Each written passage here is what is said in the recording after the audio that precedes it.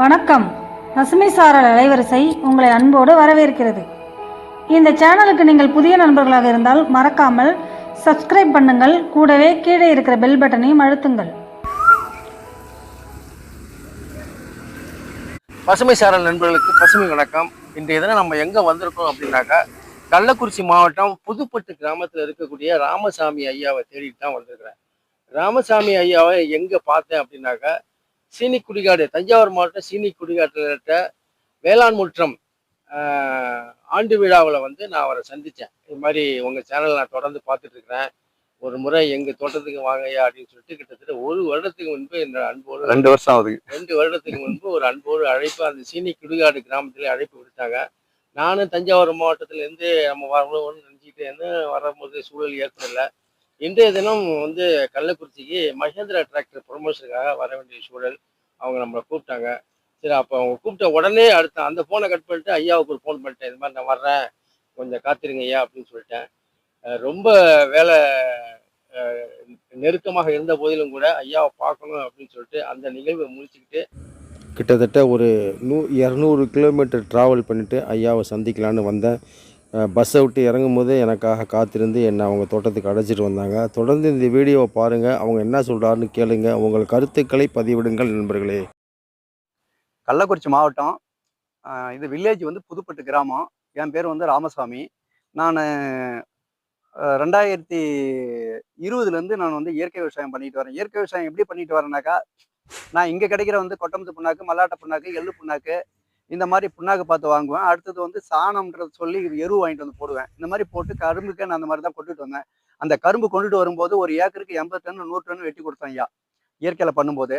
அந்த இயற்கையில் பண்ணும்போது அதில் என்ன ஆயிடுச்சுனாக்கா, லாஸ்ட் டைம் வந்து எனக்கு 3வது ஐட்டம் வந்து கொஞ்சம் நான் சார் நல்லா வந்துடும்னு சொல்லி கொஞ்சம் புண்ணாக்கு சேர்த்து போட்டேன். கொஞ்சம் வேர்ப்புளி வந்துருச்சு, அது கொஞ்சம் மனசு கஷ்டம். அதனால அந்த கஷ்டத்தை நிவாரணம் பண்ணி அடுத்தது கொஞ்சம் பூமி நல்லா வளம் வரணும்ட்டு வீட்டில் கூட கொஞ்சம் எதிர்ப்பு தெரிஞ்சு இருந்தாலும் நான் அதை வந்து மனசு விடாமல் செய்தேன். இதுக்கு போடக்கூடியது நான் இப்போ எதுவுமே போடல ஐயா. அடியில் கொஞ்சம் எரு போட்டு விட்டேன், வேற எதுவும் போடல. போடும்போது என்ன பண்ண, கொஞ்சம் களை வெட்டிட்டு கொஞ்சம் கொஞ்சமாக மல்லாட்டை புண்ணாக்கு, கொட்டமுத்து புண்ணாக்கு, கொஞ்சம் மீன் கரைசல் கடைச்சி கொஞ்சம் அடியில் கொஞ்சம் லேசாக ஒரு 50 கிராம் 50 கிராம் போட்டேன். அதோட சரியா இப்போ கரைசல் வந்து ஒரு டைம் ஓட்டிக்கிறேன். மீன் கரைசல், எண்ணெய் கரைசல், பிரண்டை கரைசல் ஒரு டைம் ஓட்டினேன் ஐயா. இயற்கையில் பண்ணதில் எனக்கு வந்து மண் வளம் வந்துடுது ஐயா. நல்ல மண், பூமி எந்த ஒரு இதுவும் இல்லாமல் காலை வச்சுன்னா அப்படியே மெத்துலாம் இருக்காது, அப்படியே பொசுன்னு இருக்கும். இப்போ நான் வந்து ஒரு என்ன காட்டின இப்போ 6 வருஷமா நான் இயற்கை விவசாயம் பண்ணிட்டு இருக்கிறேன் ஐயா. 6 வருஷம் 3 வருஷம் கரும்பு இயற்கையில தான் பண்ணிட்டு இருந்தேன்.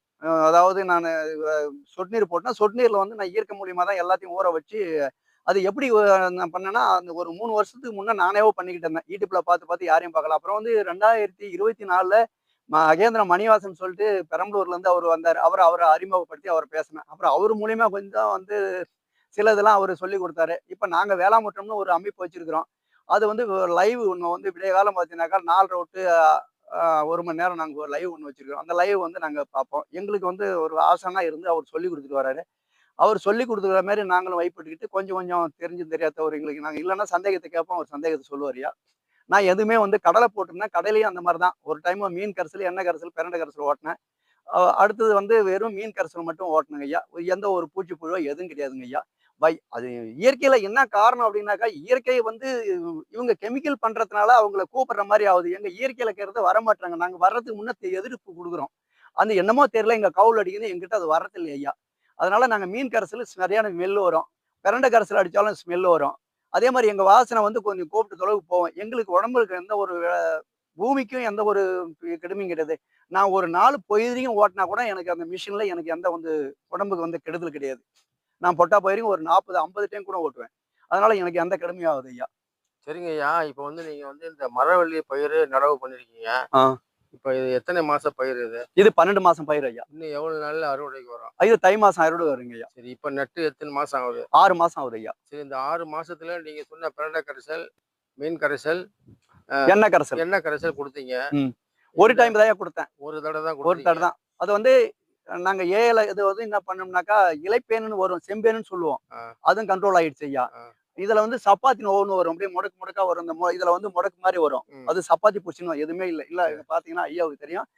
எல்லாம் கண்ட்ரோல் வந்துருச்சு இல்ல ஐயா. நம்ம ஒரே டைம் பயிரை பார்க்கும்போது பயிர்ல எந்த விதமான பூச்சி நோய் எதுவுமே இல்ல. இல்லைங்க ஐயா. நல்லா சுகாதாரமா வர நீட்டா பார்க்கறதுக்கு அழகா இருக்கு. ஆமாங்க ஐயா. இப்ப நீங்க சொன்ன அந்த கரைசல கொஞ்சம் கொஞ்சம் விளக்கமா சொல்லுவோமா? ஆ. முதல்ல அந்த பிரண்ட கரைசல் எப்படி தயார் பண்ணீங்க? ம். என்ன அளவுல தெளிச்சீங்கன்னு சொல்லுங்களேன்.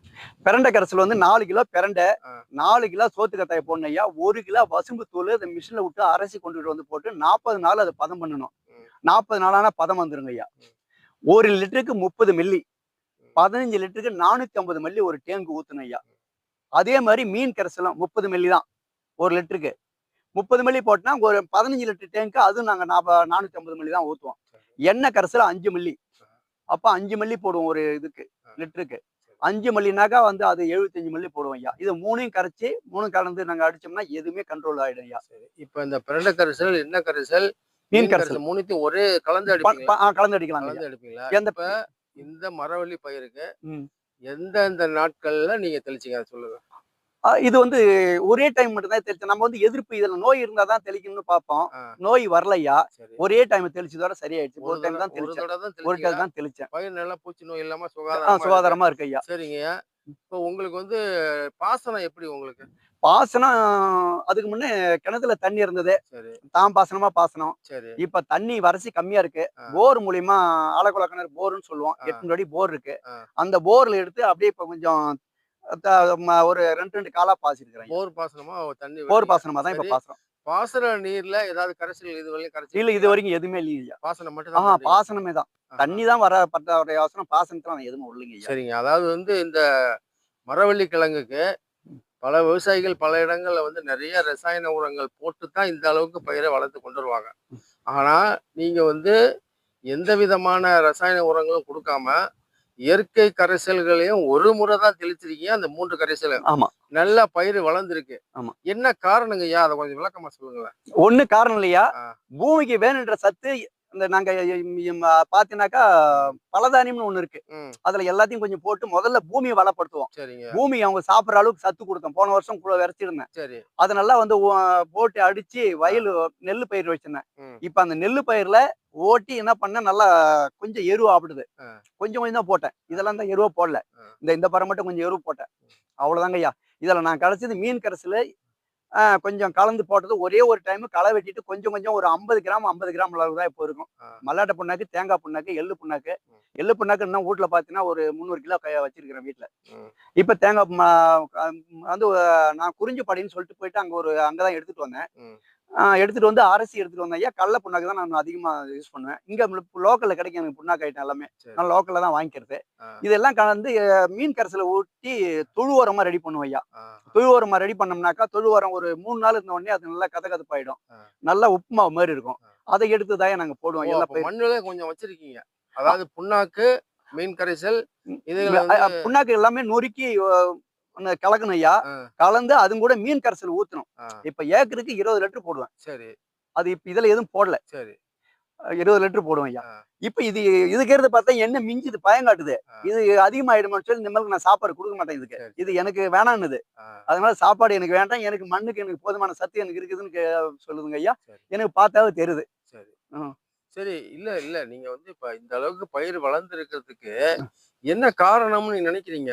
மண்ணை நான் வளப்படுத்திட்டேன் ஐயா. ஆ. அதுக்கு தேவையான பொருளை நான் கொடுத்துட்டேன் ஐயா. சரி, சரி. அவங்களுக்கு வேணுன்றது எடுத்துக்கிட்டாங்க. சரிங்க. அதனால எனக்கு போதும், எனக்கு சத்து இருக்குது, நான் இனிமேலுக்கு நான் கொடுக்குறேன், வரவங்களுக்கு கொடுக்குறேன்ற மாதிரி அவங்க கொடுக்குறாங்க ஐயா. Okay, okay. ரொம்ப சிறப்புங்கய்யா. ஆ. இப்ப வந்து நீங்க சொல்ற அந்த மகேந்திர மணிவாசகம் ஐயா வேளாண் முற்றத்தை பத்தி நானும் கேள்விப்பட்டிருக்கேன். சரியா. நானும் அதுல ஒரு நாள் சிறப்பு அழைப்பாளர்களை வந்து கலந்துக்கிட்டு பேசினேன். அவரும் என்னுடைய நண்பர் தான். அதுல பயணிக்கிற பலரும் என்னுடைய நண்பர்களா இருக்காங்க. ஆமாங்க ஐயா. சேனலை அறிமுகப்படுத்திருக்கோம். நீங்களும் அந்த வகையில இன்னைக்கு நம்ம பசுமை சாரலுக்கு ஒரு இன்டர்வியூ கொடுத்துருக்கீங்க. அந்த வகையில என்னுடைய மகிழ்ச்சியும் பாராட்டுதலையும் நன்றியும் தெரிவிச்சுக்கிறேன். வேற எதுவும் தகவல் இருந்தா சொல்லுங்க, இல்லாட்டி இந்த வீடியோவை முடிச்சுக்கலாங்க. தகவல் இதாங்க ஐயா. எங்களுக்கு அடிக்கடி வந்தீங்கன்னா ஐயா ஒரு வாய்ப்பு கொடுத்தீங்கன்னா எங்களுக்கெல்லாம் எங்களுடைய ஊக்கத்தை 4 இடத்துல வெளிப்படுத்தணுன்றதா நாங்க இதை கொடுக்குறோம். சரிங்க. இப்ப இது ஏன்னு கேட்டா நான் வந்து வச்சது எங்க கீரங்களுக்கே தெரிஞ்சுக்க மாட்டேங்குது. இந்த ஆளு ஆரே கூட்டு வரேன், இன்னொரு பண்றேன், இவன் எப்படி பயிர் வைப்பான்றாங்க. அத்தனை பேரும் இப்ப என்னதான் பாக்குறாங்க, ஏன் பயிர் தான் பாக்குறாங்க, என் மேல போறாமல் தான் இருக்கிறாங்க. அன்னைக்கு இவன் போட்டான்டான்னு நினைச்சுங்க, ஏன் பயிரை பார்த்து வவுறாங்க. ஏன் பார்த்து வருறாங்க. சரி. அன்னைக்கு வந்து இந்த பயிர் இவன் எப்படி அறுப்பான்னு நினைச்சுங்க.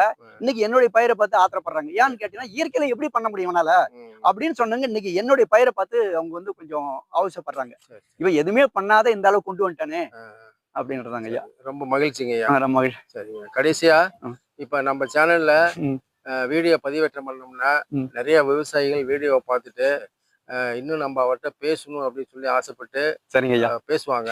சரிங்க ஐயா. அதனால உங்க தொலைபேசி எண்ணை பதிவிட்டுட்டு இந்த வீடியோவை நீங்க முடிச்சுங்க ஐயா. தொலைபேசி வந்து ஐயா 84 ம். 89 ம். 33 85 12ங்க ஐயா. சரி. நான் இன்னொரு வந்து முறை சொல்லுங்க ஐயா. ஐயா இன்னொரு முறை சொல்லுங்க.